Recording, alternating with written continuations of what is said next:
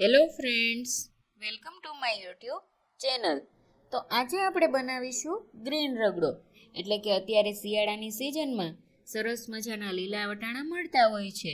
તો આપણે બધી વસ્તુ લીલી નાખીને જ રગડો બનાવીશું.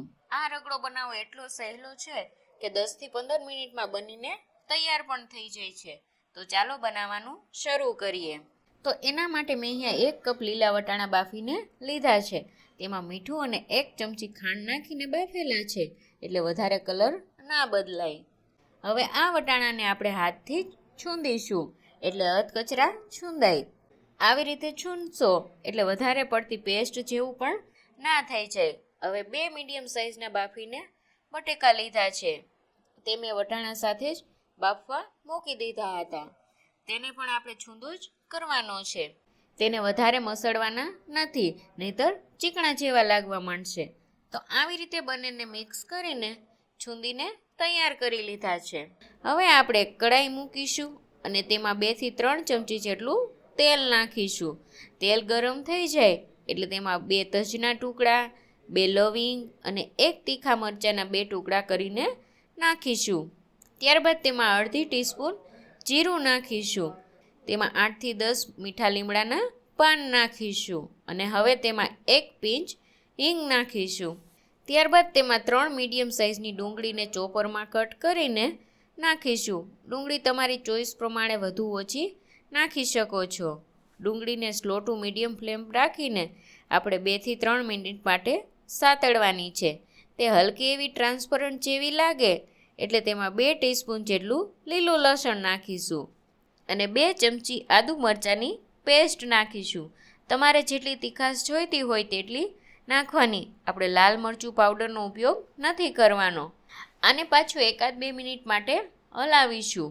ડુંગળી અને લસણ ચડી જાય એટલે તેમાં આપણે અડધું કાપેલું ટામેટું નાખીશું અને 1 પિંચ જેટલી હળદર અને અડધી ચમચી મીઠું કે સ્વાદ અનુસાર ઉમેરીશું અને બધું સારી રીતે મિક્સ કરીશું. આ રગડો ખાવામાં પણ એટલો ટેસ્ટી બને છે કે બહારથી લાવવાનું પણ મન નહીં થાય. તો આવી રીતે એકવાર જરૂરથી ટ્રાય કરજો. 1-2 મિનિટ ઢાંકણ ઢાંકીને આપણે તેને ચડવા દેશું, એટલે ટમેટાં સારી રીતે કૂક થઈ જાય. તો 2 મિનિટ થઈ ગઈ છે, આપણે જોઈ લેશું. તો ટમેટાં પણ સરસ રીતે ચડી ગયા છે.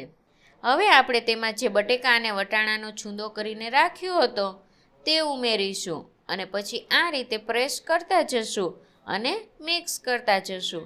બધું એકરસ થઈ જાય એટલે તેમાં વચ્ચે થોડીક જગ્યા કરીને 1 થી 1.5 જેટલા કપની પાણીની જરૂર પડશે, એટલે થોડું થોડું પાણી ઉમેરતા જવાનું.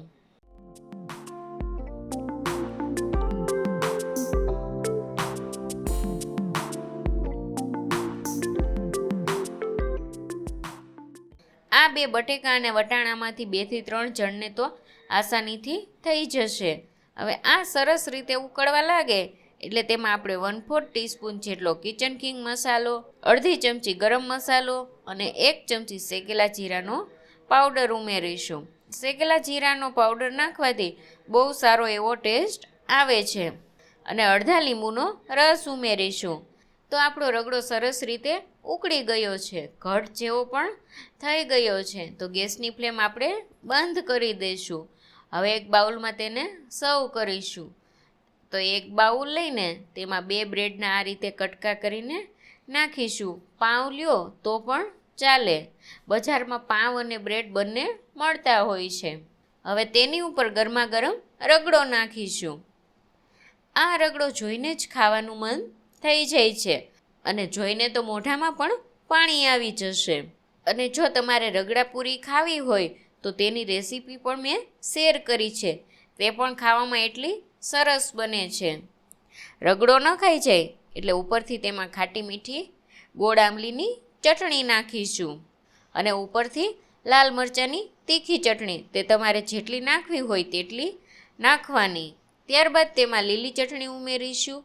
ત્યારબાદ તેમાં ઉપરથી ઝીણી ઝીણી કાપેલી ડુંગળી નાખીશું અને તેની ઉપર ઝીણી જે નાયલોન સેવ આવે છે તે ઉમેરીશું અને દાડમના દાણા નાખીશું અને ઉપરથી આપણે કોથમીર નાખીશું અને છેલ્લે આપણે મસાલા સીંગ નાખીને ગરમા ગરમ સર્વ કરીશું. તો તૈયાર છે ગ્રીન પાઉં રગડો.